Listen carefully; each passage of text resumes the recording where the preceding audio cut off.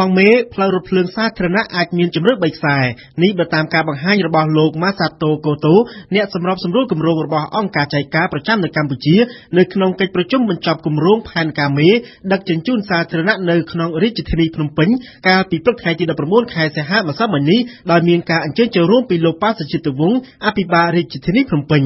លោកម៉ាសាតូកូតូបាននិយាយថាចាប់ពីឆ្នាំ2020ទៅរាជធានីភ្នំពេញត្រូវតែមានមធ្យោបាយរថភ្លើងបន្ថែមទៀតដើម្បីដោះស្រាយបានចំពោះកំណើនប្រជាពលរដ្ឋនិងយានយន្តគ្រប់ប្រភេទនោះលោកថាផែនការនេះត្រូវតែសម្រេចឲ្យបានឆាប់ក្នុងរង្វង់ចុងឆ្នាំ2014នេះដើម្បីអាចចេញដំណើរស្ថាបនាឲ្យបាននៅឆ្នាំក្រោយស្របពេលដែលនៅឆ្នាំ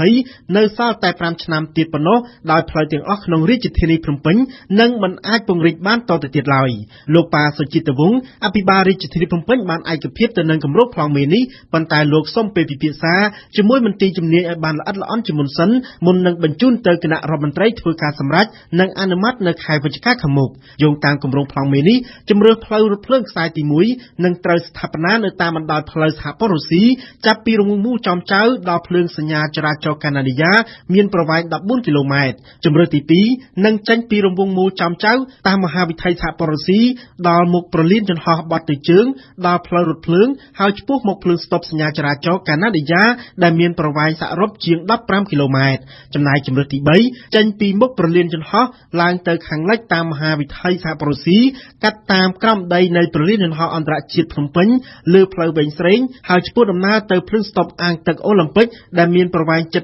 13គីឡូម៉ែត្រលោកឡុងនីម៉ង់អ្នកនាំពាក្យសាលាក្រុងភ្នំពេញបានបញ្ជាក់ថានេះគ្រាន់តែជាគម្រោងប្លង់មេនាពេលអនាគតប៉ុណ្ណោះប៉ុន្តែយ៉ាងណាក៏ដោយគម្រោងនេះនឹងជួយបន្ថែមលើមធ្យោបាយដឹកជញ្ជូនសាធារណៈរថយន្តក្រុងដែលកំពុងដាក់ឲ្យដំណើរការបន្ថែមនៅដើមខែកញ្ញាខាងមុខនេះរហូតដល់ចំនួន45គ្រឿងនៅលើផ្លូវបត់ចំនួន3ខ្សែសូមបញ្ជាក់ថាគម្រោងការនេះត្រូវបានបង្ហាញឡើងតាមគម្រោងសិក្សាផែនការមេលើការងារដឹកជញ្ជូនក្នុងរាជធានីភ្នំពេញរហូតដល់ឆ្នាំ